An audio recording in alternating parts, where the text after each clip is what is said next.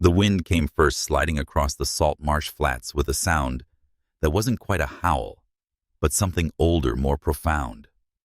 It pressed against the windows of Andrea Wright's beat-up Toyota, as if the night itself wanted in. Then the rain followed, sudden and merciless, hammering her windshield with 1,000 frantic fingers. Savannah after midnight could be beautiful on a clear night. Spanish moss glowing like silver threads in the moonlight. The tidal rivers curling soft as whispers. But tonight, the world had narrowed to a tunnel of shadows. The 2-lane stretch of Route 80 leading out of the city gleamed black as oil snaking through miles of marsh and drowned cypress. There were no streetlights here, no neon signs to promise safety. Just the faint reflection of her headlights on water pooling at the road's edges. Andrea tightened her grip on the steering wheel. Her knuckles glowed pale against skin rich as polished mahogany. The old Toyota shuddered as another gust slammed its side, the heater groaning in protest. She was 8 months pregnant, and exhaustion clung to her like a second skin. 14 hours on her feet at the Blue Heron Cafe. Then a supply run, because the owner had begged Andrea, "Honey, you're a lifesaver, you know that." And now this, a storm that had crawled inland faster than the forecast warned, turning the familiar road home into a gauntlet. "You can make it," she murmured to herself, voice swallowed by the hiss of rain. Just a few more miles. The air inside the car smelled of damp wool from her sweater, and the faint comforting spice of chamomile tea clinging to the travel mug in the cup holder. She focused on the small rituals that kept her steady: the tea, the rhythm of the wipers, the slow inhale and exhale as her baby shifted beneath her ribs in a gentle tidal turn. Every dollar she'd earned that day, every aching step, every plate balanced on a tired arm, was for this child, for diapers stacked neatly in the corner of her bedroom, for the second-hand crib she had assembled herself. Screws were biting her fingertips because instructions assumed 2 pairs of hands for a future that wouldn't feel like scraping by. She could live with the peeling paint of her rental, with the heater that wheezed before it worked. But she couldn't live with the thought of her baby wanting for anything. That thought had teeth. It bit into her whenever she felt her body falter. She slowed for a curve, headlights sweeping across slick asphalt, and froze. A shadow, half formed in the rain's blur, a figure moving along the narrow shoulder. Andrea's pulse stuttered. Out here there was nothing, no gas stations, no open diners, just black water stretching toward the Atlantic and marsh grass bowing under wind. She considered pressing harder on the gas. Every news story she'd ever read whispered the same warning: alone, isolated, don't stop. But the next frantic sweep of the wipers cleared her view, and her breath caught. The figure was a man, tall, broad-shouldered beneath what remained of a suit jacket, its sleeve torn as if by something more violent than wind. His white dress shirt clung wetly to his frame, the fabric dark where rain had mixed with something thicker, his hair dark and soaked, plastered against his forehead.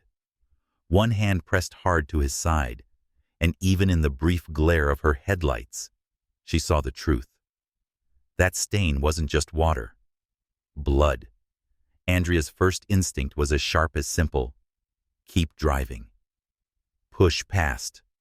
Lock the doors, don't look back.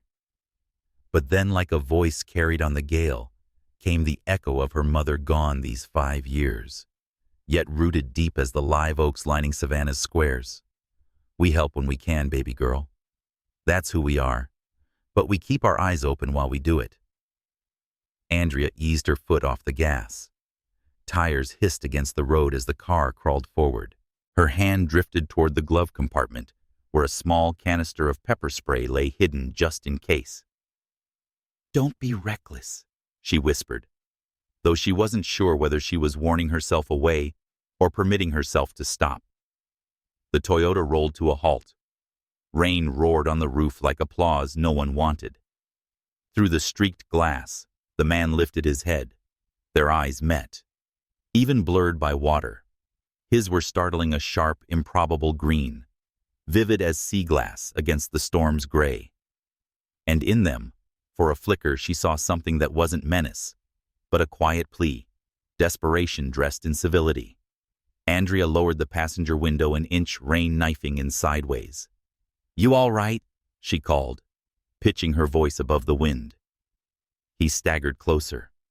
When his lips moved, his voice reached her low and strained, but precise, like a man accustomed to being heard. "Please. I need a ride into town. I won't hurt you. I swear." Everything in her said, "Drive away." Every headline, every true crime podcast replayed in her mind, like a warning siren. But the man limped badly, his outline swaying like a mast in heavy seas. She thought of her mother again, the night she'd taken in a stranded neighbor during a hurricane, heavily pregnant herself, stirring soup by candlelight while the wind clawed at their roof. "Kindness is our legacy," she'd said. "Don't let the world take that from you, Andrea." Andrea's fingers clenched the steering wheel hard enough to ache. Then she glanced down to the roundness pressing against her sweater, the baby rolling soft as a whispered question. She exhaled long and shaky and popped the locks with a click that sounded far too loud in the storm. "You can get in," she said. Her voice didn't shake. "But I'm warning you, I've got protection and know how to use it." Something like humor flickered in his eyes for a beat, quick and rueful. "Fair enough." He pulled the door open, and the night rushed in rain salt and a faint metallic tang that turned Andrea's stomach cold. He slid into the seat with a controlled grimace, breath hissing through clenched teeth. The interior filled with the scent of inexpensive cologne, drowned by storm, underscored by copper. "Thank you," he said, his voice uneven, but threaded with that same quiet refinement. "I'm Michael Roberts." Andrea didn't offer her name in return. Not yet. She shifted the car into drive, the wipers thrashing the heater, moaning like an old dog, the road unspooled before them, a slick ribbon vanishing into darkness. "You're hurt," she said after a moment, her eyes never leaving the wavering white lines. "There's a hospital closer than the town." "No hospitals." The words were quick, firm, but not unkind. "Just somewhere I can rest. I'll be fine." Something in how he said it, like refusing a hospital, was as natural as breathing, made her glance sideways despite herself. Even disheveled, bleeding, he looked expensive. The watch at his wrist gleamed even under the film of rain. His shirt might be ruined, but its cut spoke fluent luxury. This wasn't a man who belonged on a storm-lashed back road. Andrea tightened her grip on the wheel. "You don't look fine, Michael. I've had worse." He leaned back against the seat, jaw hard with the effort of composure. Silence, stretched, filled only by the rain drum and the wiper's relentless sweep. Andrea's mind tripped over questions she didn't dare voice. Who was he really? Why was he here alone, hurt and running from the very places meant to save him? She kept her eyes on the road, but something inside her shifted, subtle as the tide. The night had tilted. She could feel it in her bones, a primal and electric sense that nothing would be as before when the storm passed. Outside, the marsh bowed to the wind. Inside the car, the air grew warm enough to fog the glass, but Andrea couldn't shake the chill that clung to her skin. She didn't know yet that this decision, the click of a lock, the open door, had nudged her life onto a path that would demand everything she thought she'd buried. Secrets, loyalties, and even the meaning of safety.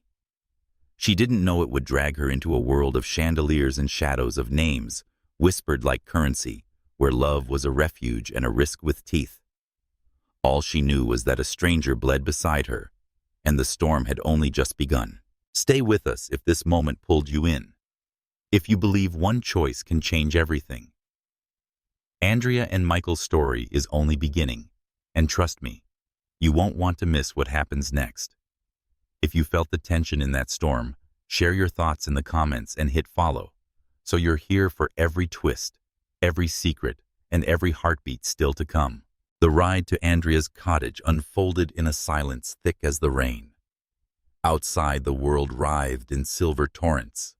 The marshland drowned in black water that reflected nothing, not even the headlights slicing through the downpour. Spanish moss swung like old secrets from the limbs of live oaks bending under the gale, their gnarled arms clawing at the night. Inside the car, the air carried heat and the faint iron tang. Michael's scent lingered clean lines of cedar and vetiver beneath the metallic blood bite. Andrea kept her eyes fixed on the road, but every nerve felt tuned to him, to the presence of a man who filled the passenger seat with his body and questions. His breathing came shallow, measured like a man negotiating with pain on terms neither side intended to honor. She saw it in how his hand pressed against his side fingers, slick in the dim glow of the dashboard. The storm turned him into a series of fractured images, the hard angle of his jaw shadowed in green light, the wet strands of hair clinging to his temple, the taut line of his mouth as another ripple of discomfort stole through him. Andrea swallowed hard. How bad is it? He didn't answer immediately, as if debating whether the truth would buy her concern or her panic. Manageable, he said finally, though the word rode out on a breath that sounded anything but. You're bleeding through your shirt. His eyes sharp, even under the rain's dim curtain, flicked to her. You notice everything, don't you? Andrea gripped the wheel tighter, irritation curling under her ribs. Not at the words, but the ease with which he said them, like a man accustomed to fencing with charm. I notice when someone's dripping on my upholstery, she replied, her voice flat enough to hold the tremor out. That almost smile touched his mouth again, a glint fleeting and rueful there, and gone before it could settle. He turned his gaze back to the storm-lashed darkness beyond the glass, and for a moment, the air between them was heavy with all the things neither dared to ask. The cottage crouched at the marsh's edge, like a secret someone had tried to keep and failed. Its siding bore the soft exhaustion of salt, and years' paint peeling in places like curled petals, and the porch sagged with the weight of storms past. Andrea's tires crunched up the gravel drive, water spraying from the ruts as the car stopped beneath the skeletal arms of a wind-warped oak. She killed the engine. For a heartbeat, the sudden hush roared louder than the storm, just the tick of cooling metal, the relentless drum of rain, and the low groan of wind at the eaves. You can stay in the car if you want, Andrea said, turning toward him. I'll call someone. No. His voice cut clean through the air, quiet but absolute. I'm not waiting out here. He opened the door before she could answer. Rain slashed like silver knives, drenching the worn mats beneath their feet. Andrea shoved her door wide and stepped into the deluge, the cold biting through wool and denim like teeth. Mud clung to her sneakers as she rounded the hood. Michael was already braced against the frame, one hand white-knuckled on the roof's edge, the other clamped hard to his side. His breath came fast now, ghosting pale in the flicker of the porch light. Stubborn Andrea muttered, sliding her arm beneath his, as if her body, smaller taut with fatigue, could shoulder what his wouldn't admit. His weight leaned into her, reluctantly, pride flaring in the stiff set of his jaw, then faltering when pain stole his breath again. Rain slicked the curve of his cheekbone, traced the line of a cut near his brow, like ink drawn from shadow. Please, she said softly, when he hesitated at the foot of the steps, the storm snarling around them like something feral. Please, don't make me drag you. That earned her a fractured laugh that broke too soon and ended on a hiss as his ribs protested. But he let her guide him up the sagging porch, their steps a lurching duet on boards that groaned like old bones. For a heartbeat under the shallow roof, the rain softened, the roar easing to a muted snarl beyond the eaves. Andrea fumbled with the keys, brass cold against her trembling fingers. The lock yielded with a reluctant click, and the door swung inward on a breath of lavender and damp wood. The cottage smelled of the life she'd carved from thrift and grit. A threadbare sofa softened by quilts, a second-hand bookshelf lined with cookbooks and dog-eared novels, a lamp whose fringe had long surrendered to time. She eased him through the doorway, each step an act of quiet negotiation with gravity, and guided him toward the couch.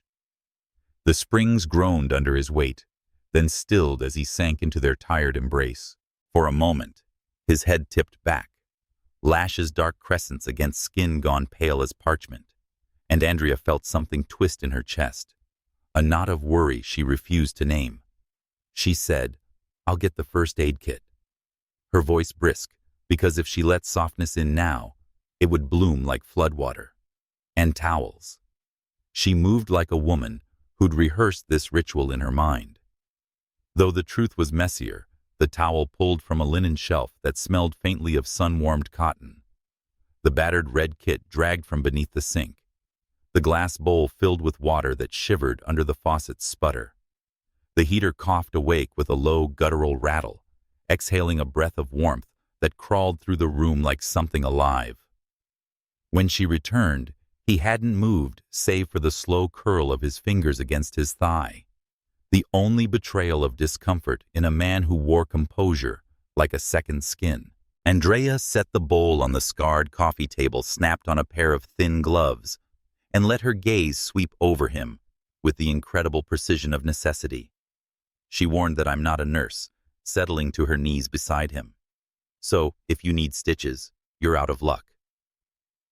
His mouth curved, not quite a smile, not in the space where pain had laid its claim. Understood. I'll try not to bleed too impressively. Andrea ignored that finger steady as she peeled his shirt away from his ribs. The fabric clung stubbornly dark and heavy until it surrendered with a sound like torn paper.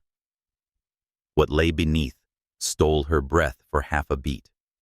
A body honed by something beyond vanity. Strength tempered by use, not display, marred now by a gash that slashed across muscle deep, but clean, as if carved by a blade, rather than shattered glass. Bruises bloomed in bruised constellations across his torso, purple, sliding into green, edged with the yellow sigh of old hurts. Andrea swallowed hard against the heat curling low in her gut, a traitor thrill tangled in the ache of pity. He was a study in contradictions, fragility draped over ferocity, ruin threaded with resilience. How? The question slipped out before she could stop it, quiet as breath. Wrong place, wrong time.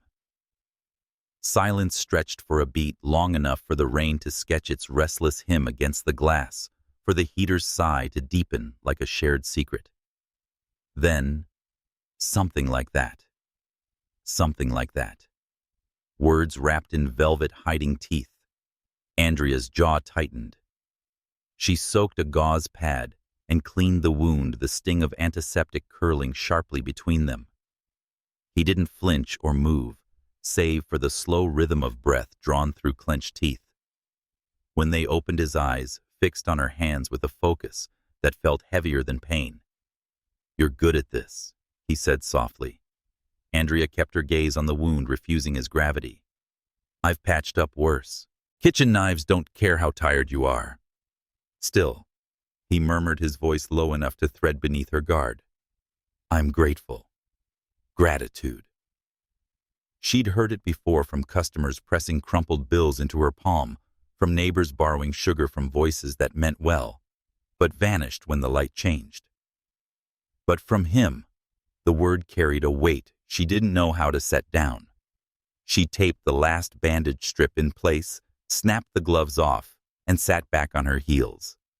"You'll live." His mouth curved again, slightly wryly. "Is that your official opinion?" Andrea rose, ignoring the ache in her knees. "That's my mother's. A clean bandage and a night's sleep fix 90% of what the world throws at you." The other 10%? Her voice thinned, trailing into the hollow where memory pressed its cold hand. She shook it off. Well, that's harder. His gaze followed her as she crossed to the closet, the lamplight catching in her eyes. The color of old glass, green darkened by shadow, brightened by something that felt like trouble dressed in silk. She reached for the box on the top shelf, her fingers brushing cardboard that had been worn soft for years. Inside lay a t-shirt faded to the gray of early dawn, and a pair of sweatpants that had belonged to someone she'd once loved and lost. Andrea hesitated. Then she lifted them out and turned her voice steady, only because she willed it so. These should fit well enough. I'll turn around. He accepted the clothes with a nod. His silence weighted with something she couldn't name. Andrea pivoted her gaze, locking on the small, ordinary things. The hum of the heater, the curve of light on the chipped edge of the coffee table, the ultrasound photo pinned by a gull-shaped magnet on the fridge. When he murmured done, she turned back. The transformation was quiet, almost startling. Gone was the ruin of the suit, the blood-dark fabric that had carried him through a storm like some fallen monarch. What remained was a man pared down to essentials, lean strength beneath worn cotton, a posture that spoke of discipline etched into bone, and eyes that met hers without apology. Andrea set the damp bundle of his old clothes aside and reached for the water dish to rinse the last traces of crimson from her hands. She didn't look at him at first, until the quiet between them had stretched thin enough to hum. When she did, the world tilted. Because Michael Roberts, whoever he was, whatever jagged path had driven him to her door, looked at her like a man who had found in the most unlikely place the one thing he hadn't known he'd been searching for. And Andrea, bone-tired, storm-drenched, 8 months pregnant with a future she could barely afford, felt the first sharp fracture in the walls she'd spent years building. Outside, the rain kept falling, stitching its endless seam through the night. Inside, the air shifted just slightly, just enough to whisper a truth neither was ready to speak. Nothing would ever be the same. Morning slipped into the marsh like a secret pale and weightless. It pressed through the threadbare curtains of Andrea's cottage, brushed over the chipped sill, where a mason jar held 2 stubborn rosemary sprigs, and spilled across the wooden floorboards that glowed with the honeyed hush of first light. The storm had loosened its grip during the night, leaving behind a world-rinsed raw air, scrubbed clean of salt and thunder sky, veined with the delicate blue of porcelain. Andrea stirred to that quiet, her body slowly rising from the deep ache of fatigue. For a breath, she lay still listening. Not to the storm it had fled, but to the small sounds that threaded the house like whispers. The tick of cooling pipes, the far-off gull's cry, and something else. A rhythm muted yet steady, the sound of water running in the bathroom down the hall. Her pulse leapt before sense caught up. She pushed upright, the thin quilt sliding to her waist, and the cool of the morning kissed her skin through worn cotton. The baby shifted a slow tidal turn under her palm, as if to remind her of what tethered her here to this fragile geometry of rooms and choices. For an instant, she wondered if last night had been some fevered imagining, the rain-lashed road, the stranger carved from shadow and blood, the way his name had sounded in her kitchen, like a key turning in a lock she hadn't known existed. Michael Roberts. Not a stranger now, and yet no less unknown. Andrea swung her legs to the floor, the wood cool beneath her bare feet. She reached for the robe draped over the chair, cinched it tight, and stepped into the hallway, where light pooled in shy crescents across faded wallpaper. The sound of running water stilled as she neared the bathroom. A hinge whispered, and then he stood framed in the doorway, steam curling around him like breath made visible. For a moment, the world narrowed to the sight of him, damp hair combed back from a face sharpened by weariness. jaw dark with the ghost of a beard, the gray t-shirt she'd given him clinging to the architecture of his shoulders.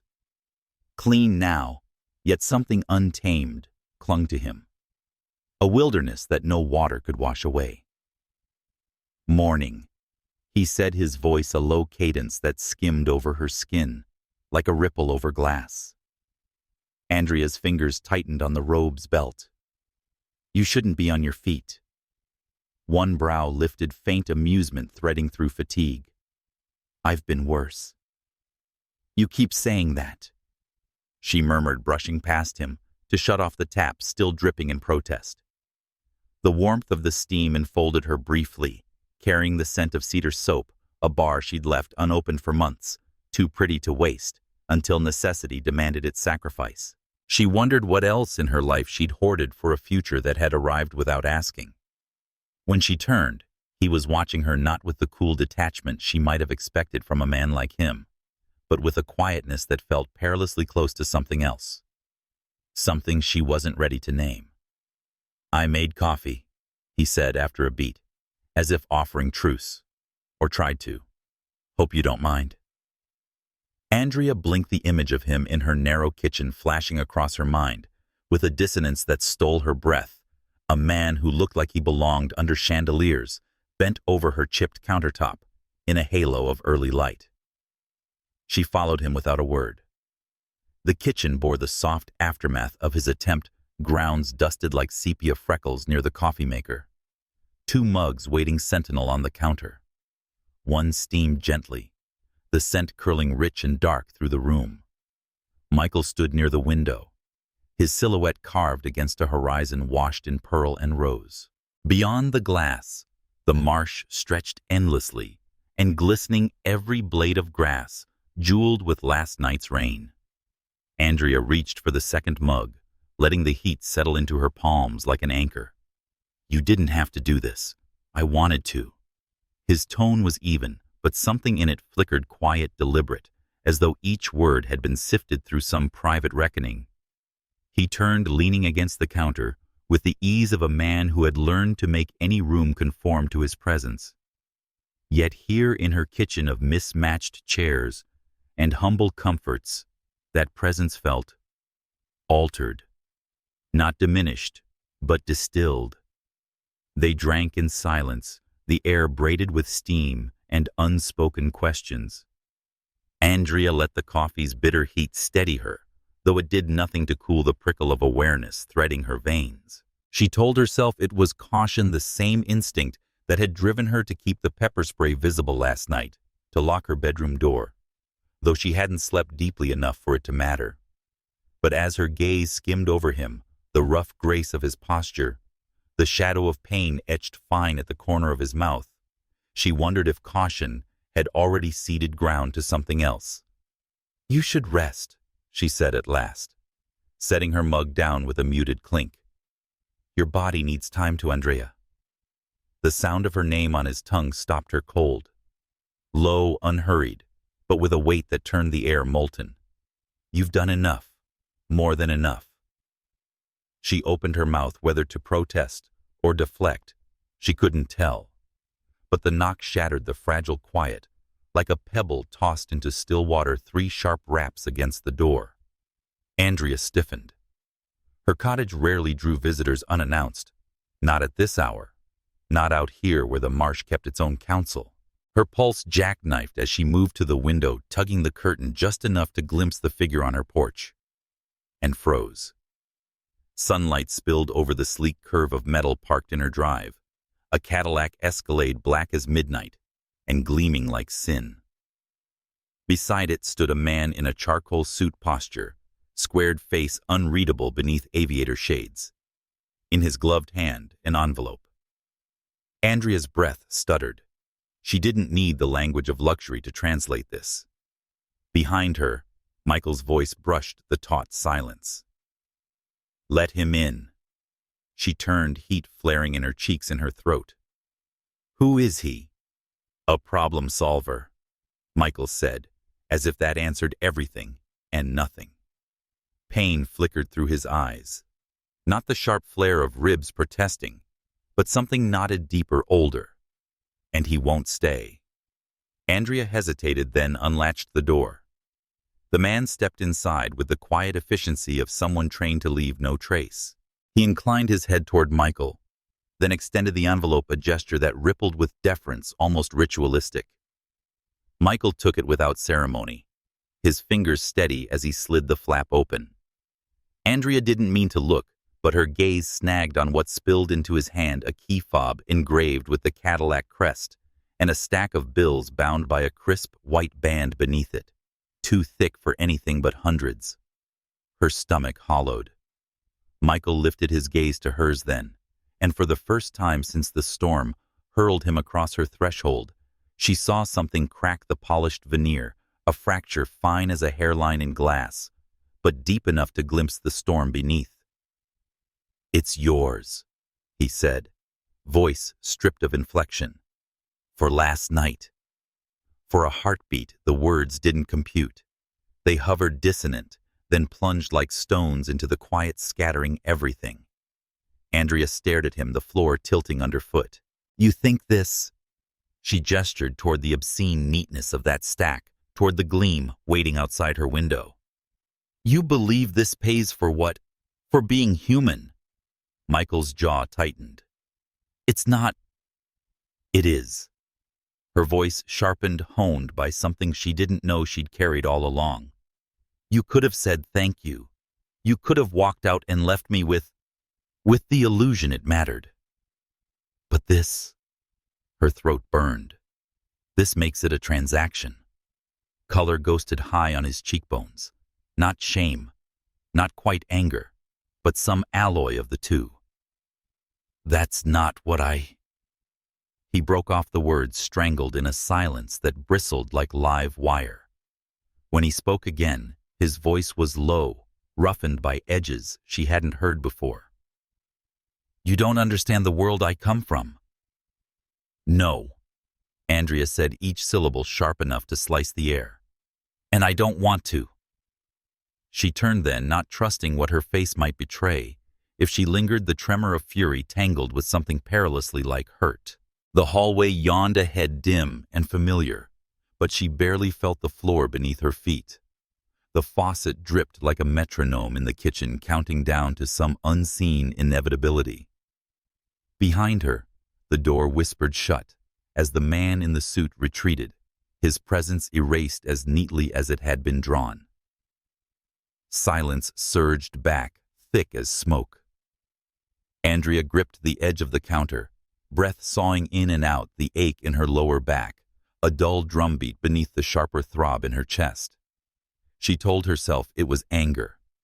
It had nothing to do with how Michael's voice had folded her name like silk, or how his eyes, when unguarded, had looked less like polished stone and more like a man staring down his own ruins. When she finally turned, he was still there, the envelope inert on the table between them like a question no one wanted to answer. His gaze found hers across the gulf, and for a moment something unspoken sparked, brief, blinding like lightning flaring behind glass. Neither moved, neither spoke. Outside the Escalade idled a dark sentinel against the shimmer of the marsh, and Andrea, standing in the wreckage of her composure, understood this with a clarity that stole her breath. The storm hadn't ended. It had only changed its shape. The day after the storm carried a brittle brightness that made the marsh shimmer, as if to disguise what the night had done. Savannah wore its calm like a borrowed dress, convincing from afar, but frayed at the hem if you looked too closely. Andrea looked. She always had. She could read the subtleties of weather, the language of tides, the way the air shifted when change moved in like a rumor. And now change wasn't just in the air. It sat heavy in the marrow of her bones. She spent the morning at the cafe, her body moving through the rhythm of habit. At the same time, her mind orbited elsewhere, around a black Escalade gleaming like a secret in her driveway, around an envelope fat with bills that still lay untouched in the drawer by her stove, around a man who spoke her name as if it were more than syllables. Michael Roberts. Even thinking it felt dangerous. Not because of what she knew, because of everything she didn't. By noon, the gossip had begun to curl like smoke. Renee, her friend since childhood, slid into the corner booth with the look that said she'd been holding back questions like water behind a dam. "You've got the whole town buzzing," Renee said, stirring sugar into her iced tea, though she never drank it sweet. "Something about a stranger on your porch during a storm. Someone who doesn't belong here." Andrea kept her gaze on the salt shaker she was refilling, her voice flat enough to hold the tremor down. "People talk when they're bored." "Maybe." Renee's eyes were sharp as oyster shells, or this one's worth talking about. "So, you want to tell me who he is?" Andrea didn't answer. Couldn't. Because what would she say? That a man had bled on her sofa, left a car worth more than her entire life parked in her drive, and turned her sense of what was safe inside out. That he had fractured something in her with nothing more than a look. Green eyes darkened by storms that had nothing to do with rain. Before Renee could press the landline on the wall, trilled its sound, jangling the edges of Andrea's nerves. She crossed the room and lifted the receiver. Andrea Wright. The voice was low, wrapped in a civility that felt deliberate. A voice that could coax the air from a room without raising its volume. "Michael." Her throat tightened. "How did you get this number?" "You left it on the invoice at the cafe," he said. "Do you habitually rescue men without giving them a way to return the favor?" Andrea closed her eyes for half a breath, steadying herself against the counter. "If this is about the SUV, it's not." A pause, soft but weighted like the hush before something breaks. "Meet me. Sunset. The pier at Lazaretto Creek." The name unfurled like a tide pulling at her resolve. She pictured it instantly, the weathered planks stretching over water that caught the dying light like molten bronze, the gulls wheeling lazy arcs against a sky rinsed with rose and ash, a place where endings pretended to be beginnings. "I can't," she said, though the words scraped her throat raw. "You can," he countered, quiet certainty threading the syllables. "Just this once." "Let me explain." The line went dead before she could shape a reply, leaving the air thick with the echo of a choice. The pier rose from the marsh like an artifact, its rails bleached bone pale by salt and sun. Andrea stood at its edge as the horizon bled gold into indigo, the air humming with the mingled scents of brine and diesel from the shrimp boats moored nearby. Wind curled fingers through her hair, lifting the loose strands until they clung to her cheeks like whispers. She heard him before she saw him, the soft cadence of footfalls on old planks, a sound that threaded through the cry of gulls and the hush of tide. When she turned, he was there, carved against the bruised velvet of twilight, a tall silhouette in a tailored coat that caught the wind like a dark wing, his stride unhurried, yet inexorable. Michael stopped, a breath away. His presence a weight that bent the space between them into some new geometry. For a moment, neither spoke. The sky did the talking, splintering into molten shards, collapsing into shadow. "You came," he said at last. And the words weren't triumph, but something quieter, something that sounded like relief. "Don't read too much into it," Andrea replied, folding her arms to cage the tremor threading her bones. "I'm only here because I want this done." His gaze flickered sharp, searching, but his voice held no edge when he spoke. "Fair enough. Then, let me say what I should have said yesterday." He reached into his coat and withdrew a slip of paper, not an envelope thick with currency, just a note folded precisely. He held it out, but she didn't take it. "I don't want. It's not money." His tone gentled a rare softness, skating beneath the steel. "It's a number. Mine. In case you need me." Andrea stared at it, the paper trembling faintly in the wind. and something inside her knotted tighter. Need you for what? For anything.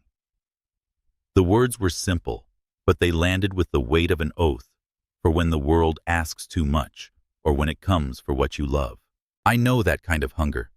I know how sharp its teeth are. She shook her head, anger sparking not because of the offer, but because of the part of her that wanted to believe it. You think you can step into my life and make promises like that? I don't think, he said, his voice a low current, pulling her closer despite herself. I know, because you didn't have to stop that night. You could have kept driving, Andrea. But you didn't. And I don't forget the rare things. Soft, deliberate sound of her name unraveled something she'd stitched tight. She hated that he saw it, that flicker behind her eyes before she turned away, gripping the rail until the wood bit crescents into her palms.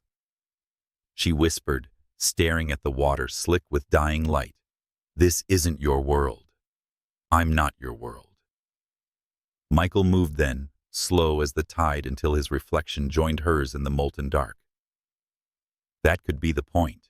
She looked at him, really looked, and saw at the edges of a man who'd been honed by power until even his silences carried the echo of command. But beneath that, she glimpsed something raw, unvarnished, a hunger, not for possession, but absolution. And God helped her. She felt the answering ache bloom low and treacherous in her chest. Andrea tore her gaze away, fixing it on the horizon, where the last scraps of light bled out like secrets too long held. "This can't happen," she said, though the words felt brittle as driftwood. Michael didn't argue, didn't reach for her. He only nodded once, slow and grave, as if acknowledging the truth, even while plotting the quiet treason of defying it. When he spoke again, his voice was softer than the wind stirring the marsh grass. "Then, I'll ask for nothing. Except this: if the day comes when silence costs more than speech, call me." He set the note on the rail between them, its edges lifting in the breeze, like a bird too stunned to fly.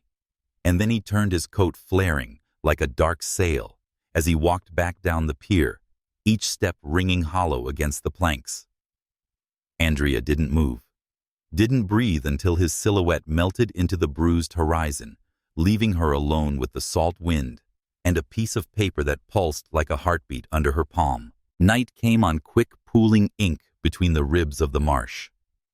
By the time Andrea reached her cottage, the sky had torn open to stars, sharp cold points pricking a darkness too vast to name. She let herself in the hush, pressing close as water against glass. The envelope was still where she'd left it, crouched like a sin in the drawer.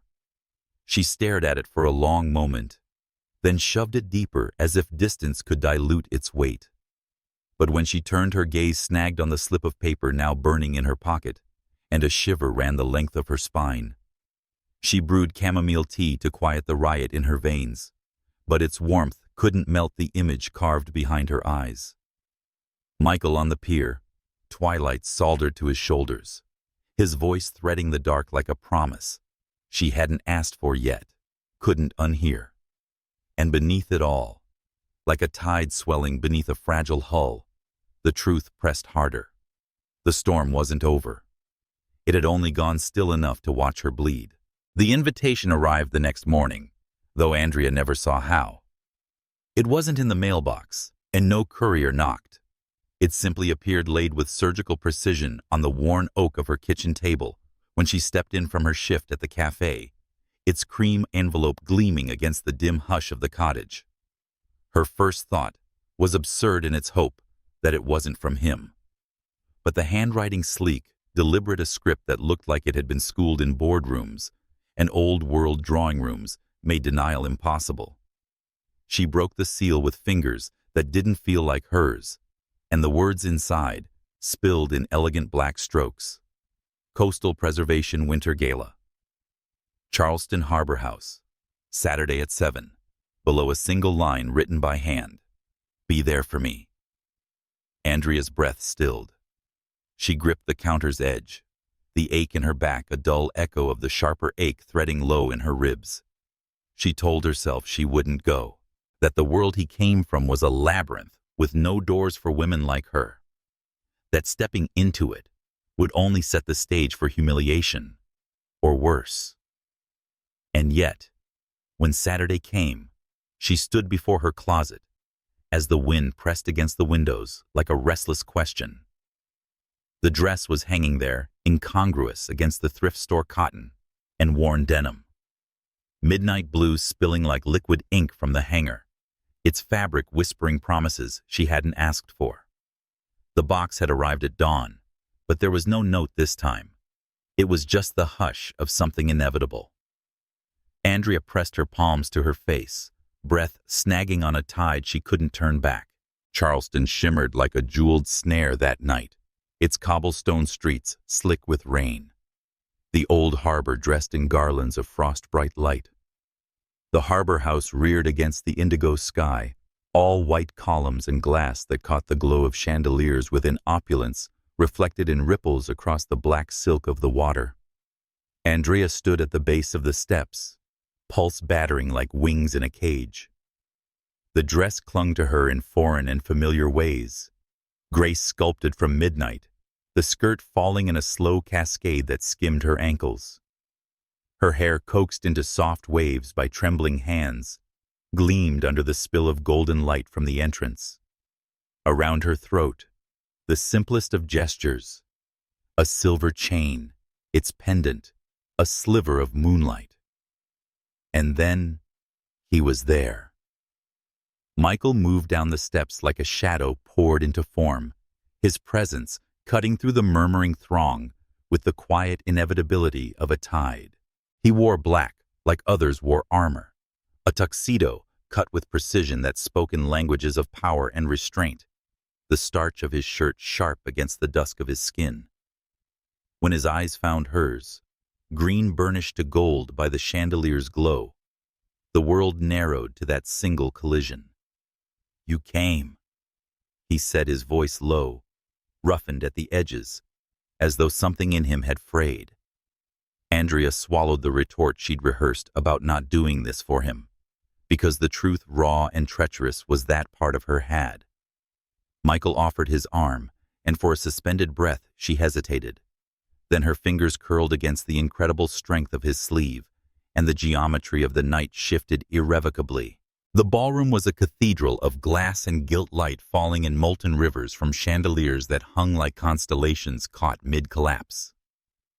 Music drifted through the hushed strings spun into silk, threaded with the low thrum of a bass that pulsed like a heartbeat behind velvet curtains. Eyes turned as they entered, not all at once, but in ripples like wind combing through water. Curiosity first, then speculation, and beneath it, something sharper. Andrea felt it prickle against her skin, 1,000 needles veiled in courtesy. She straightened, summoning the armor she'd learned in quieter wars, the art of appearing unbroken, even when the ground buckled beneath her feet. Michael's hand brushed the small of her back, not a claim, but an anchor. "Ignore them," he murmured, his breath skimming the curve of her ear. "They look because they've never seen anything real." Andrea almost laughed, soft, bitter, but the sound tangled in her throat when she met his gaze. There was no irony there, only an honesty so unvarnished it left her raw. They moved through the tide of bodies with a grace that wasn't hers, but borrowed from the gravity of the man at her side. Names floated toward her Ames Holloway Lytton, each one weighted with legacies carved from steel and whispers. She answered when she must, her voice calm, her smile practiced, while her pulse kept its frantic tally beneath the cage of her ribs. And then came Victoria.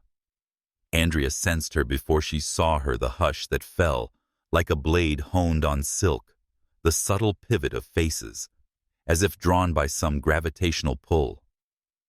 The woman emerged from the throng with the poise of someone who had never learned the vocabulary of defeat. She was all champagne satin and diamonds sharp as frost, Her beauty, the kind that had been curated, not chanced upon. Michael. The name unfurled from her lips in a tone that tasted faintly of ownership. Her gaze flicked to Andrea, sweeping with a precision that stripped without touching. And this must be... A pause, delicate as poison. Your latest cause. Andrea's spine locked, heat flaring high on her cheeks. But Michael spoke before she could summon words that wouldn't betray the quake in her bones. This, he said, his voice low enough to scour the varnish from the air. Is Andrea right?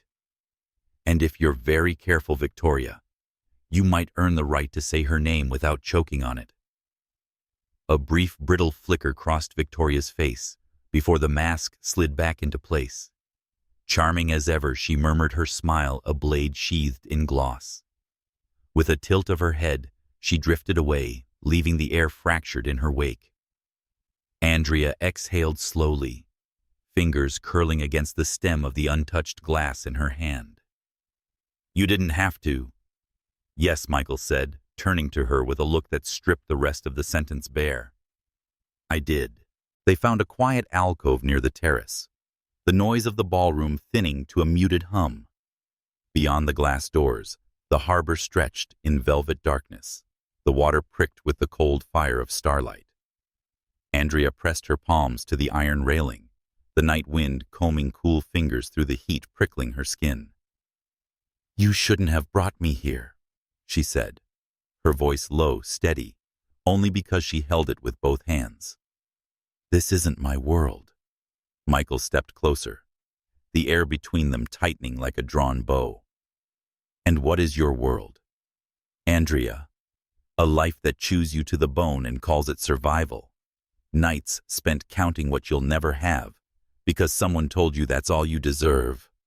She spun to face him, anger sparking sharp and bright, because it was easier than admitting how his words struck the hollow places inside her, like flint to stone. You don't know me. I know enough. His voice dropped, a dark tide pulling her under. I know what it costs to stand alone in a storm and open your door to a man who looks like trouble.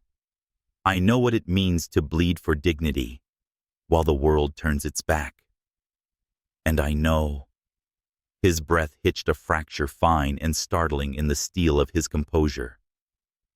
That I can't walk away. Andrea's throat tightened, her pulse, a wild drumbeat against the fragile shell of her ribs. She wanted to tell him to stop, to turn his truths into lies so she could breathe again. But the protest withered on her tongue when his hand lifted slow, unhurried, and brushed a damp strand of hair from her cheek. The touch was nothing, everything. A single point of heat that bloomed through her like a secret set on fire. For a suspended second, the world stilled, the music, the murmurs, the glittering carousel of strangers spinning behind glass. There was only this, the wind threading salt into her hair, the rough silk of his breath near her mouth. The knowledge coiled tight between them, like something that had been waiting all its life for this narrow, ruinous moment. Andrea stepped back first, because if she didn't, she wasn't sure she'd remember how. Michael let her go without a word. But as she turned toward the ballroom's glow, she felt his gaze burn between her shoulder blades, thought like a vow, a warning, a tide that would come for her no matter how high she built her walls. They left the gala separately. Andrea insisted, and for once Michael didn't argue. His silence was worse. It rang with the weight of something sharpened in shadow. She drove home with the dress pooled like midnight around her thighs, the night pressing against the windows like a secret too big for its skin. When she reached the cottage, the marsh lay hushed under a sky salted with stars. But the stillness felt brittle, as if the dark had teeth. Andrea's hand hovered on the key before sliding it into the lock, her pulse stuttering against the thin shield of bone and will. Inside, the air was cool, faintly fragrant with lavender and the ghost of rain. Everything was as she'd left it. The worn sofa, the quilt folded with stubborn neatness, the ultrasound photo clinging to the fridge like a promise that refused to loosen its grip. And yet, something in the room hummed with a dissonance she couldn't name. A single photograph lay on the table, where the envelope had once crouched like a sin. Glossy edges crisp. Andrea's breath fractured as her gaze fixed on the image herself on the pier 2 nights ago. Wind tangling her hair, the sunset flaring behind her like a wound in the sky. Beneath it scrawled in ink dark as midnight, "You can't outrun a storm forever." Her fingers trembled as she set the photo down, the words burning into the hollow where fear curled like smoke. Outside, the wind rose soft at first, then sharper, worrying the eaves like a promise with teeth. Andrea turned the locks, every click loud as a gunshot in the hush. But some truths she knew didn't need doors to find you, especially the kind wearing green eyes and shadows like a second skin. Morning broke pale and brittle over the marsh light seeping through Andrea's curtains like a confession she hadn't requested. She woke with her body curled tight, the taste of metal on her tongue, and the image of that photograph burned into her eyelids. Wind in her hair, sunset bleeding like an open wound behind her. The photo lay where she'd left it, its glossy surface catching the wash of dawn like something obscene. Beneath it, those 7 words inked in a hand she didn't recognize yet, somehow felt, still screamed in their silence. "You can't outrun a storm forever." Andrea's stomach clenched. She gathered the photo with hands that weren't steady and slid it into the drawer under the chipped counter, burying it beneath unpaid bills and grocery receipts, as if paper could muffle a threat that had teeth. She brewed coffee for something to hold something that might keep the trembling from showing in her bones. The kettle hissed like a warning, and the marsh beyond the window glimmered under a skin of frost, quiet as a kept secret. Andrea had just curled her fingers around the mug when her phone shivered against the counter. The screen pulsed with an unknown number. One text, then another, and another. She opened the first, and the bottom fell out of her breath. Photo attachment. A picture of her on the pier, same as before, but tighter zoomed, until her eyes looked startled, almost guilty. "The second you should tell him before I do." The third came before her pulse tripped over itself. "Remember Daniel." Her throat locked, panic spiking sharp and acid in her veins. She dropped into the nearest chair, the phone slick in her palm, and stared at the words until they blurred. Daniel. The name was a bruise pressed too hard. It pulsed through the room like a voice dragged up from a grave she'd buried with her own shaking hands. For 3 years, she'd lived in the shadow of that night, its jagged edges dulled by time, but never gone, never blunted enough to stop cutting, when the memory rose without warning.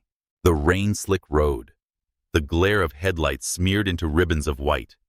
Daniel's laughter, brittle with liquor, sparked off the dashboard as she begged him to slow down. And then the scream of tires, the metallic shriek, the sickening silence that followed. She had walked out of that wreck, alive. Daniel hadn't, and the world had punished her for surviving. Andrea pressed her forehead to her palms, the words on the screen searing into the dark behind her eyes. "You should tell him before I do. Him. Michael." She couldn't breathe, couldn't think beyond the tight coil of dread squeezing the air from her lungs. The phone buzzed again, a fourth text sliding onto the glass like a blade tonight. The jetty. Come alone. By noon, the cafe was a blur of clinking cups and murmured orders. But Andrea felt the weight of every glance snag on her like burrs. Maybe it was her imagination. Maybe not. Small towns had long memories, and secrets were currency here, spent in whispers behind stacked sugar jars and the hush of closing doors. She moved on, muscle memory refilling mugs, wiping counters, smiling when required. But inside, the storm churned black and wild. "Talk to me," Renee said, appearing at her elbow, as Andrea lined clean glasses on the rack. Her friend's eyes, soft brown and sharp as truth, searched her face with the knowledge only years could buy. Andrea forced a smile that felt like glass splintering on her lips. "I'm fine." "Liar." Renee folded her arms, leaning in. "You've been somewhere else all morning. And don't tell me it's about that gala. I already heard half the town buzzing about it." Andrea froze. "Buzzing how?" "The usual." Renee shrugged, but her voice carried an edge. "Speculation. Curiosity. A few people are wondering what a man like Michael Roberts is doing, showing up with someone who doesn't fit." Andrea finished the word tasting like iron. Renee's jaw tightened. Their words. Not mine. I don't care if he's a billionaire or a busboy, but I do care if he's trouble. So if there's something I should know. Andrea gripped the counter until her knuckles blanched. For a heartbeat, she wanted to tell her everything. The texts, the photo, the way her past had slipped its leash and come snarling into the present. But the words lodged like shards in her throat. Instead, she whispered, "I'll handle it." Renee studied her for a long moment, then exhaled a sound soft with surrender.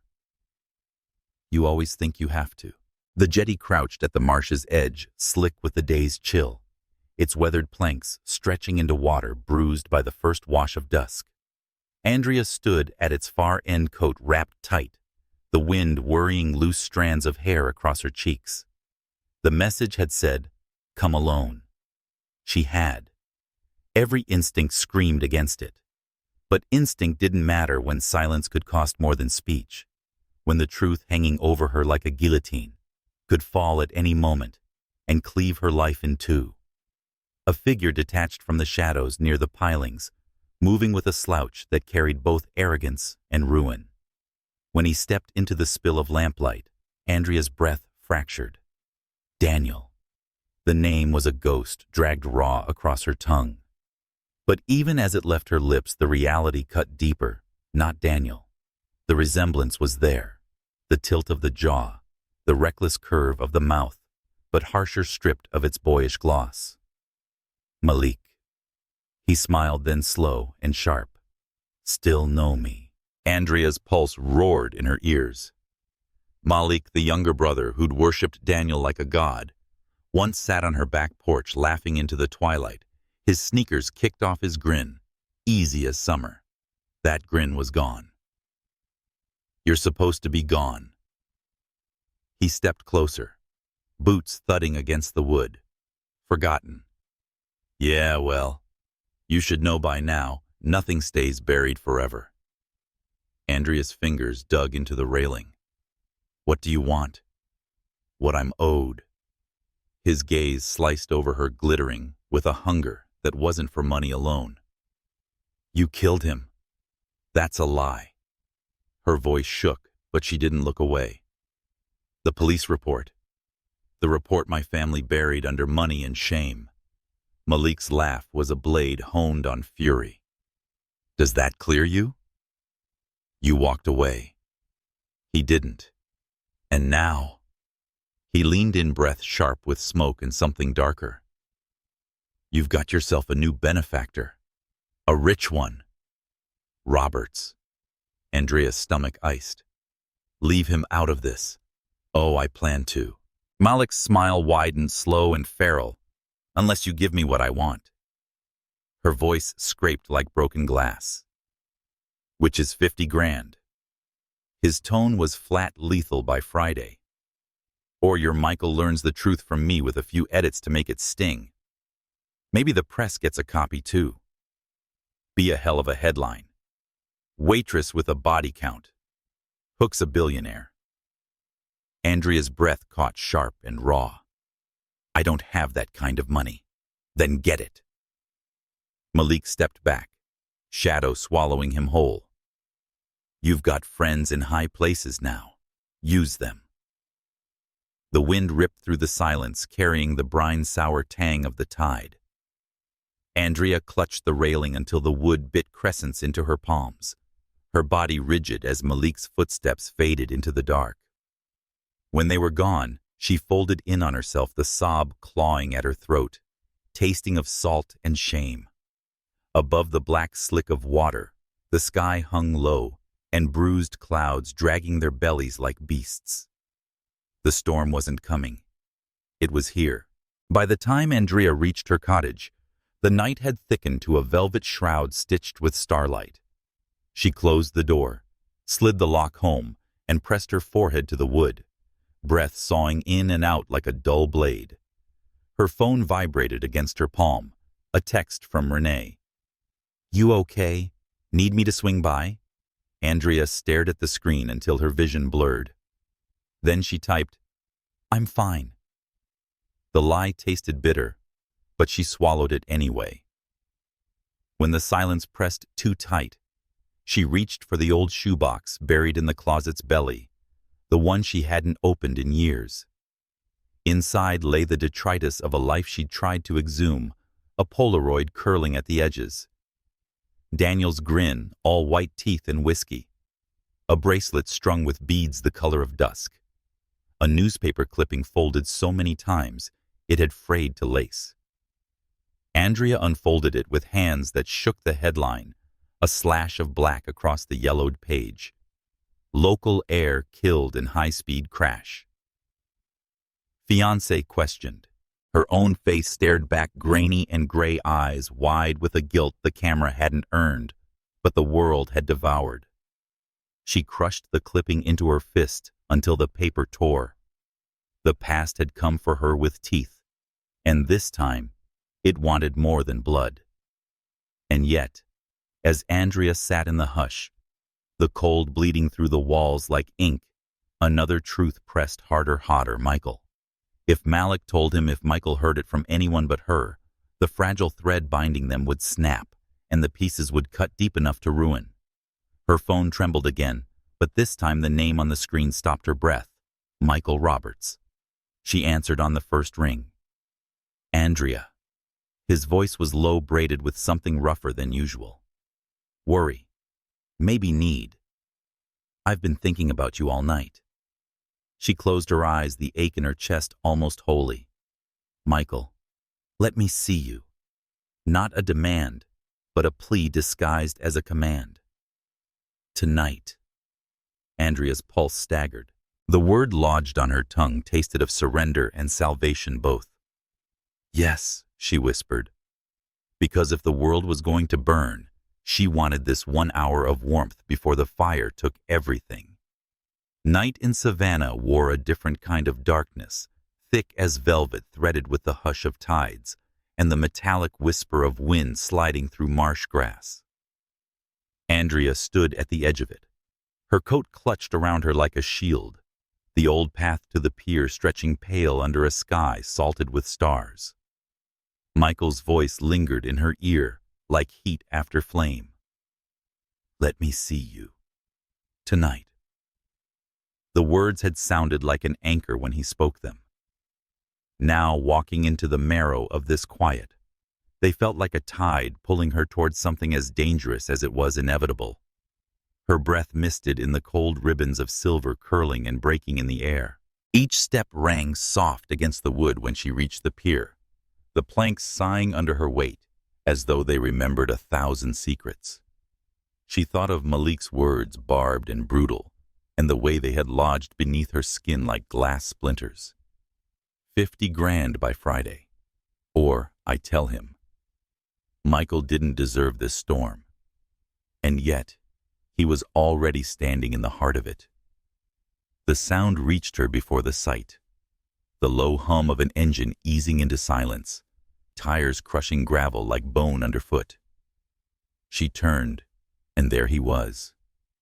Michael emerged from the dark, as though the night had carved him tall, precise, every line of him, honed to some quiet violence. The car behind him, a sleek machine, the color of onyx, caught the spill of starlight and held it like a blade. He didn't speak at first, neither did she. The silence stretched between them taut as wire, until he crossed the distance in long, unhurried strides, that made her pulse stagger in her throat. "You came." His voice was low, stripped of the polish that usually clung to it, and something about the rawness in it made her bones ache. Andrea swallowed hard. "You asked." Michael's gaze searched hers, sharp enough to skin the truth from bone. For a breath, she feared he'd see it all, the texts, the threat, the rot of her past unfurling like smoke. But instead, his eyes softened, though the storm still smoldered at their edges. "Come here," he murmured. Not an order. Not quite a plea. Andrea hesitated. The air between them hummed with everything unsaid, everything that could never be spoken without tearing the world open. And then she moved, closing the last fragile inches until his heat sifted through the cold like firelight through gauze. Michael lifted a hand slow, as if giving her the space to step back. She didn't. His fingers brushed the edge of her jaw, rough silk against skin gone tight with wanting. "Do you have any idea," he said, his breath warm at her temple, "what it does to me knowing you're out here alone in the dark while the whole damn world feels like it's sharpening its teeth?" Andrea's throat locked. She wanted to tell him no one had ever said words like that to her. She didn't know what to do with them, except clutch them in her fists and hope they didn't turn ash. Instead, she whispered, "Michael, don't." His voice cut soft as velvet, but certain as stone. "Please, don't say my name like it's goodbye." The wind rose, scattering her hair across her cheek, like strands of ink, and he smoothed it back with a touch so tender it undid her spine. And then his mouth was on hers. The first brush was nothing but breath and question. The second, an answer dragged from the hollow of her ribs. Heat poured through her like molten silver, burning away the space she'd fought to keep between them. Michael's hands framed her face, then slid slow, reverent to her waist, pulling her into the gravity of him until the night cracked open, and the stars felt too small to hold what surged between them. Andrea clutched his lapel like a lifeline, the fabric biting her palms as his kiss deepened, demanding unhurried, the kind of kiss that didn't steal, but gave over and over until the marrow of her bones ached. Their breaths tangled in the dark, shallow and wild when they broke apart. His forehead rested against hers, his voice a rasp carved from ruin. "I shouldn't want this." Andrea closed her eyes, her pulse drumming a rhythm that felt like surrender. "Then don't." A laugh scraped his throat, low, raw, almost broken. "That's the one thing I can't seem to do." The admission was a blade sliding through the dark. Beautiful, dangerous, inevitable. They didn't go back to his world of glass and gold. They didn't go to hers, where the walls still whispered Malik's threat. Instead, they drove out of the city, past streets lacquered in moonlight, until the road unwound like ribbon through marsh and forest. The silence between them wasn't empty. It thrummed electric heavy with things neither dared to name. Michael's car stopped at a bluff, where the land shouldered against the Atlantic, the water sprawling ink black under a sky slashed with stars. The air was sharp with salt, clean enough to scour the marrow. They sat there for a long moment, the engine ticking as it cooled, their reflections fractured in the windshield by the starlight shimmer. Michael turned first, his gaze raking over her like something feral and starved. "Tell me to take you home," he said, voice husked with a restraint that sounded like violence turned inward. "One word, Andrea. I'll drive you back and pretend this night never happened." She should have said it. God help her, she should have. Instead, she whispered, "Don't." The last thread snapped. His hands were on her before the word had finished, leaving her mouth cradling her face, dragging her across the console until the world dissolved into heat and heartbeat, and the taste of him flooding her tongue. His kiss was ruin and reprieve, his mouth moving with a hunger that felt like prayer dressed in sin. Andrea clung to him, every nerve a live wire sparking against his body's current. Her coat slid from her shoulders, pooling in the dark like a shadow surrendering its shape. Michael's fingers traced fire along her spine, mapping the fault lines of a body that had forgotten what it meant to be worshipped instead of used. When he broke away, his breath raked the hollow of her throat, and the words lodged there sounded like a confession. "You undo me." Andrea's reply was a shiver, and a low and helpless sound, pulled from somewhere so deep it felt older than language. Time lost its spine after that. The night became a blur of heat and hushed laughter, skin meeting skin in stolen fragments, while the Atlantic kept its secrets beyond the glass. It was near dawn when Michael pulled into the narrow lane that led to her cottage, the sky paling to the bruised lavender of a day not yet awake. Silence stretched between them again, but this time it felt different, less like a blade, more like a balm. Andrea reached for the door handle, her fingers trembling with the weight of everything that had just changed. Before she could step out, Michael caught her hand, his thumb brushing the tender skin of her wrist. "Stay inside today," he said, the command wrapped in a quiet that almost disguised its urgency. "Lock the doors. If you need anything, call me." Andrea searched his face, the green of his eyes shadowed with something more than desire. Worry. Fear, maybe. The kind of man carried when he'd bled enough to recognize the scent of trouble before it drew blood again. "Michael." She began, her voice threading thin with truths she couldn't keep strangled much longer. "There's something His phone buzzed. Once. Twice. The sound was slight, but how his jaw tightened, carved the air into shards. Later, he said softer now, his fingers tightening on hers like an oath. "Whatever it is, later." And then he was gone, his taillights bleeding into the hush like embers swallowed by mist. Andrea stood in the doorway until the silence turned brittle, the wind combing through the marsh like a hand rifling pages. The cottage smelled faintly of lavender, and yesterday's rain familiar and foreign. She leaned against the door, closing her eyes, letting the ghost of his touch linger like heat in her bones. For one breath, she let herself believe the night had changed everything, that the storm had passed, that the world could be remade with the press of a mouth, the promise in a gaze.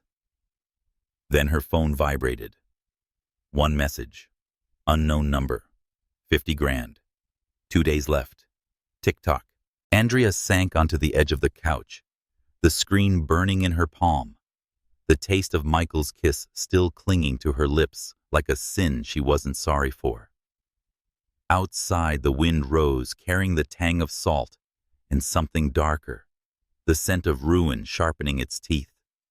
Morning came, dressed in pewter light, filtering through the blinds like a confession Andrea couldn't silence. The cottage smelled faintly of sea salt and the ghost of chamomile from a cup left untouched. She sat at the kitchen table, the phone face down like an accusation, her pulse ticking to the rhythm of that last message. 50 grand. 2 days left. Tick-tock. The words weren't loud, but they roared in the hollow of her chest, echoing through every room like a sound the walls couldn't hold. Andrea pressed her palms to her eyes until sparks burst behind them, miniature suns colliding in the dark. Last night had been too much, and not enough heat braided with hunger. Yes, but threaded with something quieter, something that whispered of possibility. For a few stolen hours, she had believed the world could tilt toward grace. Now the tilt felt like free fall. The knock shattered the silence. 3 brisk raps that vibrated through the wood like a pulse. Andrea stiffened. Malik. No, the rhythm wasn't his. Too light, too impatient. She opened the door and found Renee standing there, her hair pulled back in a no-nonsense knot-eyes, sharp enough to slice through the lies Andrea had rehearsed but never spoken. "You look like hell," Renee said by greeting, pushing past her into the living room. the air between them filled with the clean citrus tang of Renee's perfume, a scent Andrea had once associated with safety. "I'm fine," Andrea murmured, closing the door with fingers that didn't feel steady. "Don't start," Renee shot back, dropping her bag on the couch. "I've known you since we were sharing lip smackers in 9th grade. You're hiding something and it's eating you alive." Andrea opened her mouth, then shut it, because the truth was a weight she wasn't sure Renee could carry without breaking. But silence was worse. Silence left her alone. Malik's voice curling like smoke in her head. "I made a mess." Andrea said the words brittle as winter twigs. Renee's expression softened, but her voice stayed firm. "Then tell me what kind. What kind can be cleaned up with bleach, or the type that needs a lawyer?" A laugh tore from Andrea's throat, sharp, humorless. "Neither. Both. God, I don't know." She sat the cushions sighing beneath her like weary lungs. Renee perched on the armrest, eyes steady waiting. "It's—" Daniel. Andrea whispered the name, tasting like rust and rain. "Or what's left of him." Recognition flickered in Renee's gaze, swift and sharp. "Andrea, I never told you everything." She continued, words spilling now jagged and hot. "That night, I thought I could stop him. If I got in the car, I would talk him down and make him pull over. But he was drunk, and he was angry, and then—" Her voice broke, splintering under the weight of memory. "Then it was lights and metal, and the sound of the world cracking open. And when it stopped, he was gone, and I—" "You survived," Renee said gently. "They didn't see it that way. His family." Andrea swallowed hard, shame rising like bile. "They blamed me, said I killed him. And now—" She dragged in a breath that felt like glass. "Now Malik's here. He wants money. $50,000 by Friday, or he tells Michael everything." The name hung between them, sharp as a blade. Renee's brows lifted just slightly. "Michael Roberts. The man who looks at you like you hung the damn moon." Andrea flinched. Don't know what Renee's tone softened, but her eyes burned. "Don't say what's true. He cares about you, Andrea. Anyone with eyes can see it. So why are you giving some low-life grifter the power to burn that down?" "Because Malik has proof." Andrea's voice trembled like a wire in the wind. "He has photos and old reports. God knows what else. And if Michael hears it from him, twisted, poisoned, it'll destroy everything before it even begins. Then tell him yourself." Andrea's laugh cracked raw and thin. "You think he'll look at me the same way after I tell him I was engaged to a man who died with my name bleeding through the headlines? That his family buried the scandal under money and shame, while the world called me a murderer? Michael Roberts isn't the world." Renee's hand closed over hers, warm, steady, the kind of anchor Andrea hadn't realized she needed. "And if he is, then he's not worth what you're giving him now. Your peace, your sleep, your damn soul." Andrea stared at their joined hands until they blurred. For one suspended breath, she almost believed Renee was right. Then the phone buzzed again. A photo this time. Grainy night vision green, but clear enough to hollow her out. Her and Michael at the bluff, his hand cupping her jaw, his mouth grazing hers like a secret too sharp to keep. Beneath it, 6 words, clocks ticking. "Please don't make me talk." Andrea's stomach iced. Malik wasn't bluffing anymore. He was aiming for blood. Michael's day began, like a symphony played in the wrong key meetings, layered over calls. A board whispering about market slides while his mind veered toward the woman with midnight eyes, and a storm coiled in her bones. He'd left her at dawn, with a promise clamped behind his teeth. Later. Whatever it is later. Now it felt like a blade pressing against his ribs. He ended the last call with a word that tasted like steel, and loosened his tie, the penthouse closing in with its glass walls, and the skyline sprawling beyond, like a city waiting to devour him. He poured 2 fingers of whiskey, the amber catching light like something holy, and stared at the phone on his desk until it blurred. When it finally rang, hope flared and guttered just as fast when he saw the name. Victoria. His tone was flat, a blade dulled by fatigue. "You sound thrilled," she purred, voice threaded with smoke and satisfaction. "Relax. I didn't call to gloat." "Well, not much." Michael's jaw flexed. "What do you want?" A friendly warning. She let the pause bloom, lush and poisonous. "You might want to vet your companion a little more thoroughly." People talk Michael, especially when there's history worth selling, every muscle in his body locked. "If you're fishing, find another pond." "Oh, I'm not fishing." Victoria's laugh slid like ice under a closed door. "You should know that storms have a way of washing up old bones, and some of them still have teeth." The line clicked dead, leaving silence thick as smoke. Michael stared at the skyline, the city lights flickering like false stars, and felt something ancient stir in his chest, the instinct that had built empires and buried rivals hunt or be hunted. Night deepened over the marsh like ink spilled slowly and certainly. Andrea sat on the edge of her bed. The cottage hushed, but for the wind combing through reeds and the low tick of the heater coughing awake. Her hands shook as she zipped the duffel clothes, the small tin of prenatal vitamins, and the ultrasound photo tucked between them like a talisman. She didn't have a plan, only a pulse-pounding certainty she had to leave before Malik acted on his threat. Before Michael learned the truth in a way that turned every kiss to ash. The knock came just as she slung the strap over her shoulder. Soft, deliberate 3 beats that braided dread and hope in equal measure. Andrea froze. Then the door opened on Michael. He filled the frame like an unspoken vow. Broad shoulders dark against the spill of lamplight. His coat unbuttoned, his jaw shadowed by a day that had clearly been carved from stone. His eyes found the bag first, then her, going somewhere. His voice was calm. Too calm. The kind of calm that lived on the edge of a blade. Andrea's throat locked. "I don't lie."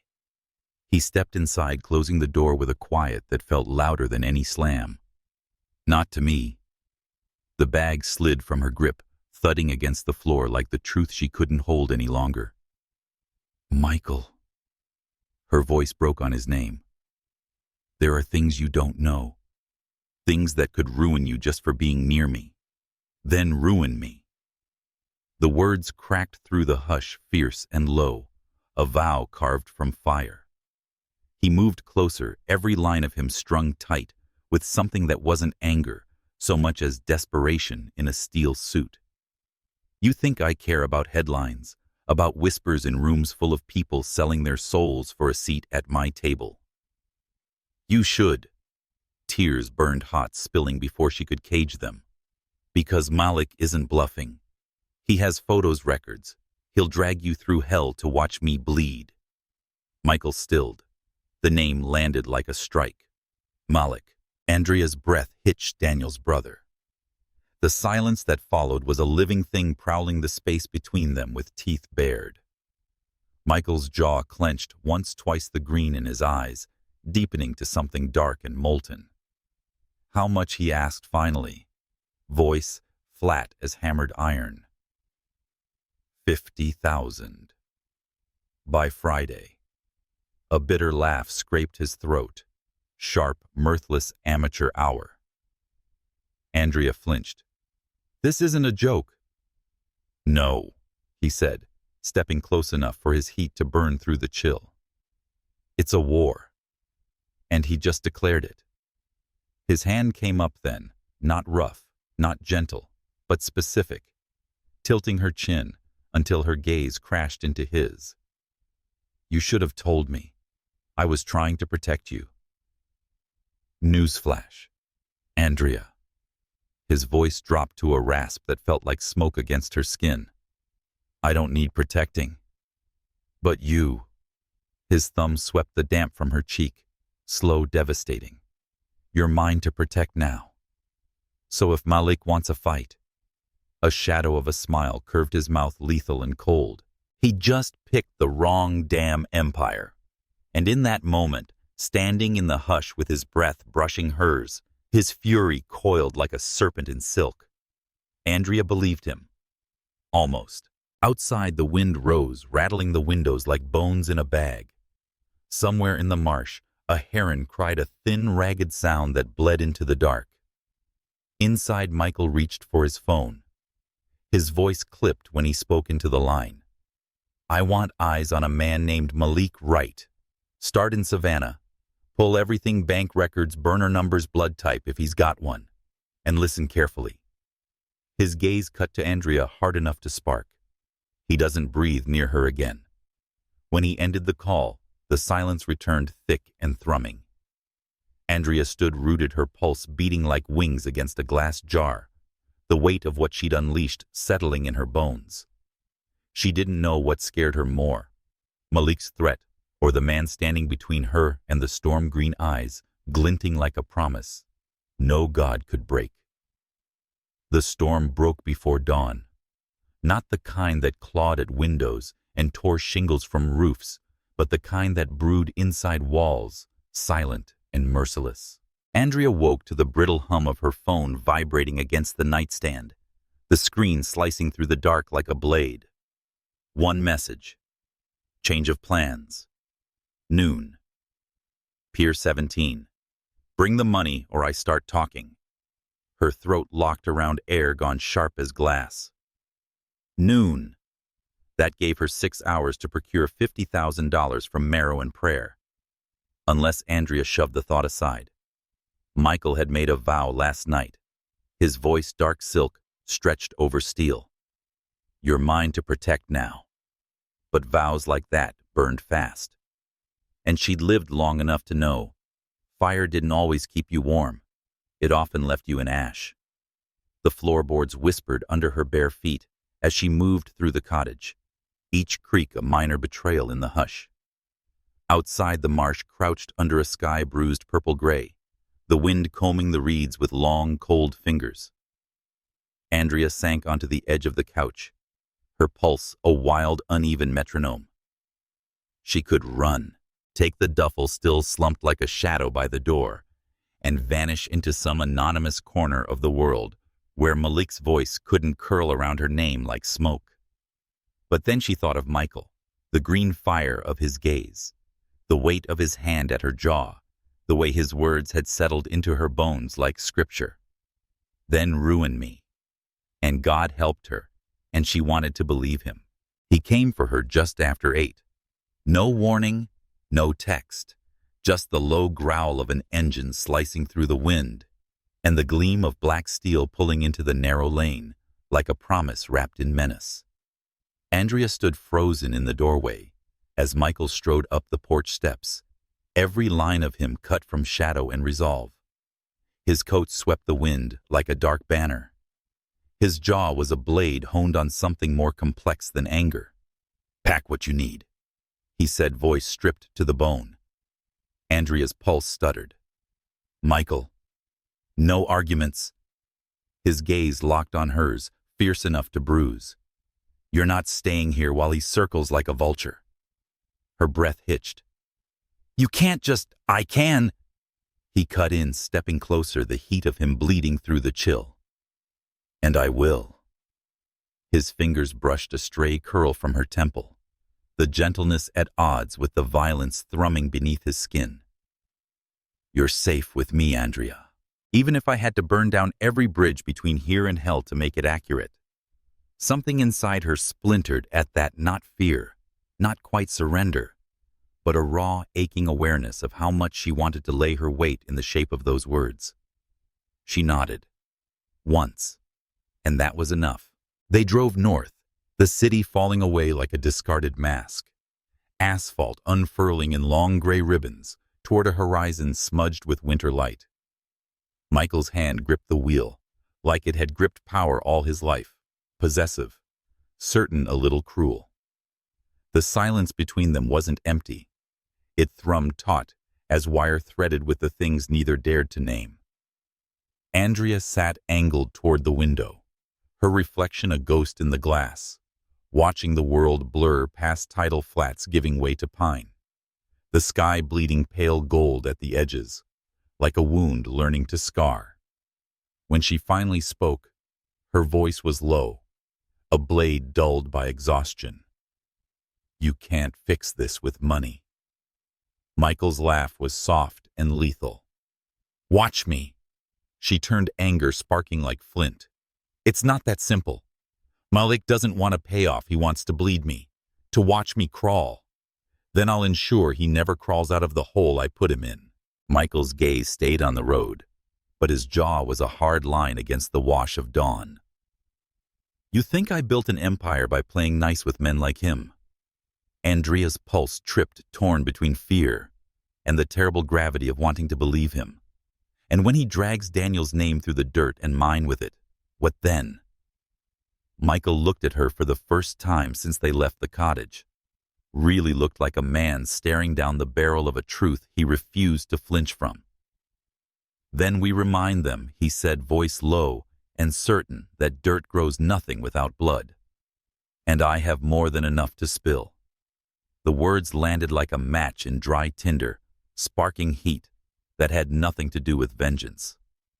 Andrea turned back to the window, her throat thick with a truth she couldn't spit out. She wasn't sure what scared her more, Malik's hunger or Michael's promise to starve it. The house rose from the hills like a secret, too proud to whisper 3 stories of stone and glass, perched above a sweep of winter-bare oaks, the lake beyond it, a sheet of hammered silver. Andrea thought of Michael's world. She pressed her palm against the leather seat as the car nosed up the drive, a world with sharp edges that could cut you for breathing wrong. Inside warmth hit like a body blow, cedar smoke, and something darker expensive as sin. Floors gleamed under the spill of light from chandeliers that looked spun from frost.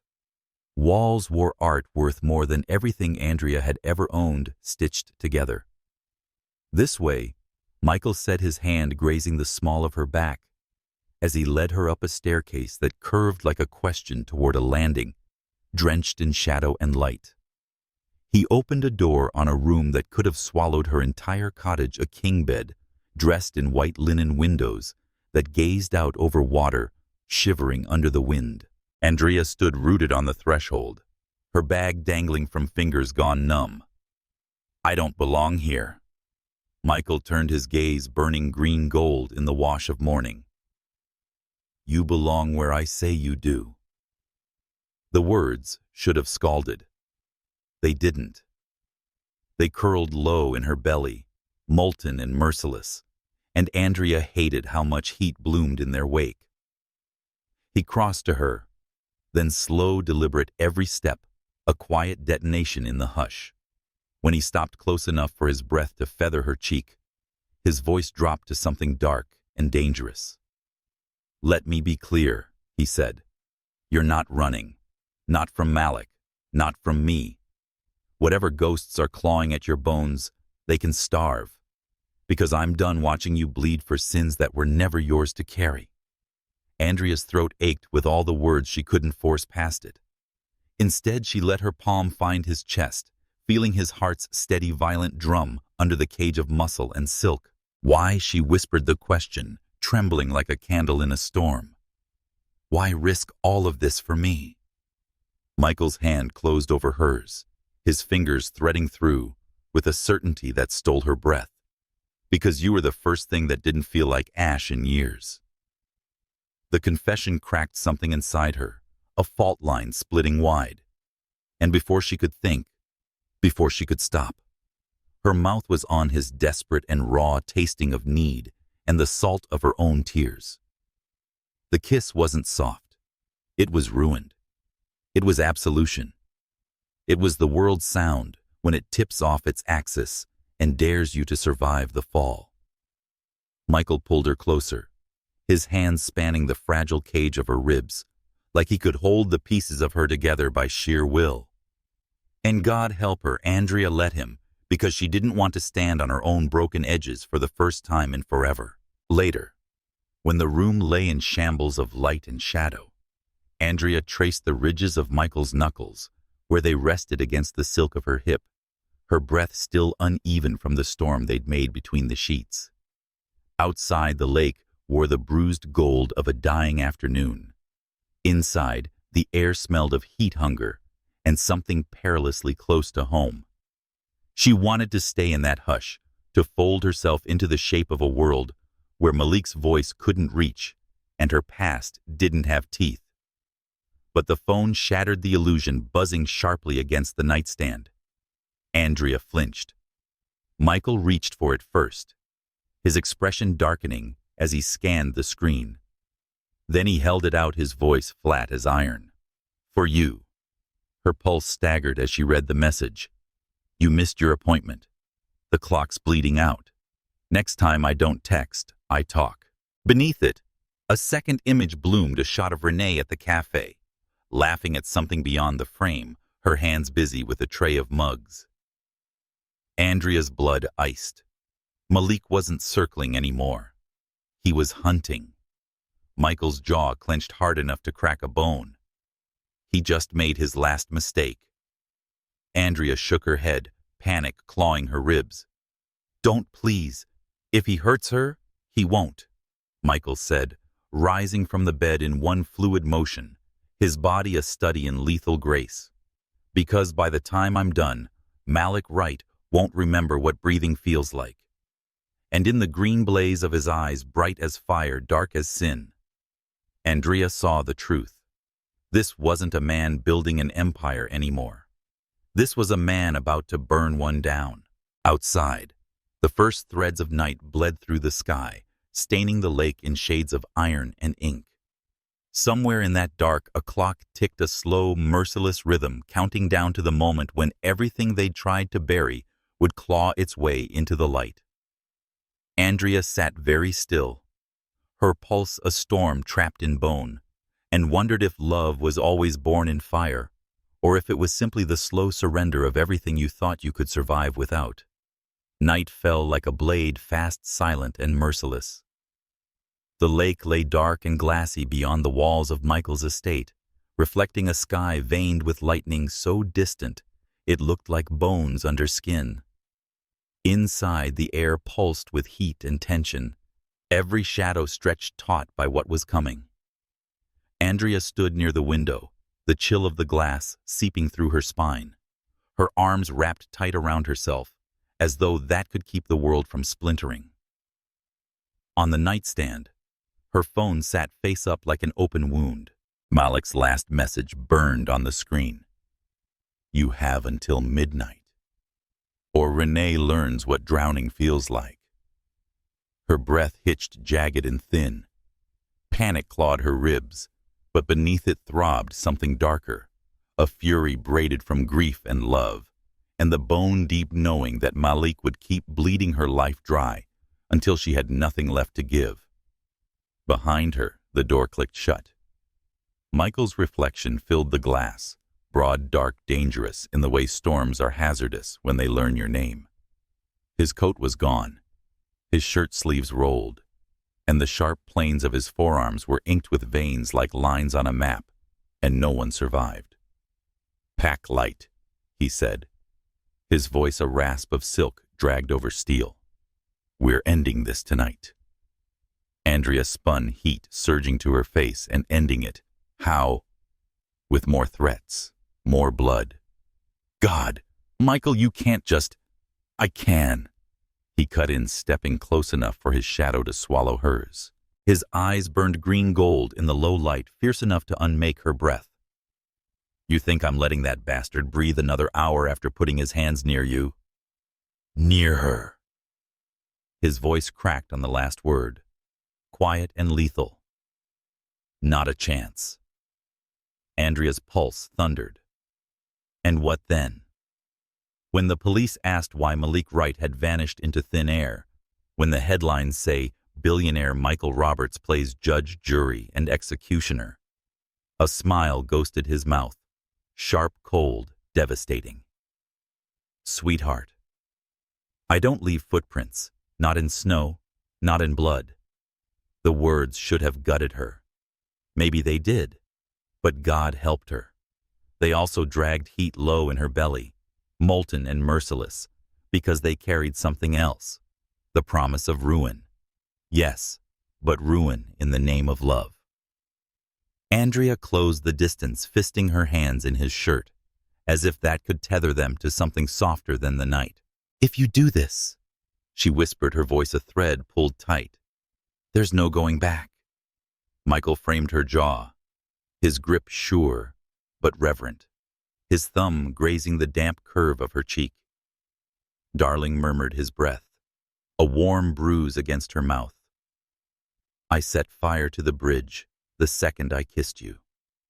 And then he kissed her again, not with heat alone, but with hunger, honed by fear, by fury, by the bone-deep certainty that this moment might be the last before the world carved them apart. They drove with the silence of predators, the car slicing through back roads, slick with rain, the city's glow bleeding behind them like a wound. Andrea sat angled toward the window, her fingers knotted in her lap, her reflection fractured by passing shadows. Pier 17. Michael said, voice low enough to be a growl. That's where he wants you. That's where we end this. Andrea breathed, though her stomach knotted tight with dread. Michael's hand found hers, his grip iron and heat, as if anchoring her to the shape of now. Stay behind me, no matter what you hear. The pier rose from the black water like a scar, its weathered planks slick under a sky swollen with storm. Malik was waiting, shoulders hunched, hood shadowing his face, a cigarette ember pulsing like a dying star between his fingers. Behind him, the tide licked the pilings, whispering of deep, dark mouths that swallowed secrets whole. You're late, Malik said, his rasp threaded with triumph. His gaze slid to Michael, and something feral curled at his mouth and brought muscle. Smart girl. Or not. Men like him don't save they own. Ask me how I know. Michael stepped forward, all silk and steel, his smile a blade without light. Here's the part where you start praying you're wrong. Malik's laugh was a brittle snap in the wind. What's the plan, billionaire? Throw cash at the problem till it stops screaming. Newsflash, I don't want your money. His gaze sliced to Andrea, glittering with malice. I want her ruined. I want her to feel what I felt when they buried my brother in dirt and left me choking on it. Andrea's throat locked. Malik, save it, he spat. You don't get to play saint when you're the reason Daniel's bones are dust. She's not the reason, Michael said, his voice soft, almost tender and deadlier for it. Your brother's ghost is. And you've been feeding on it so long, you don't know what living tastes like anymore.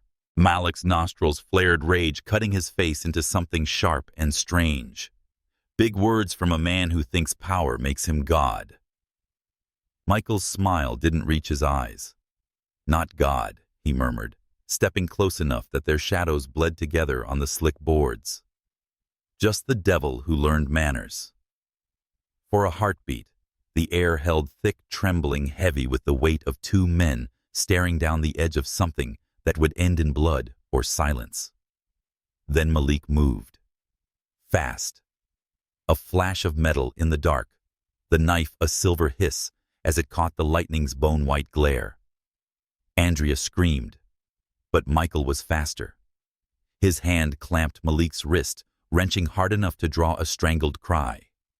The knife clattered, spun, and skittered into the hungry dark between the pilings. Wrong game.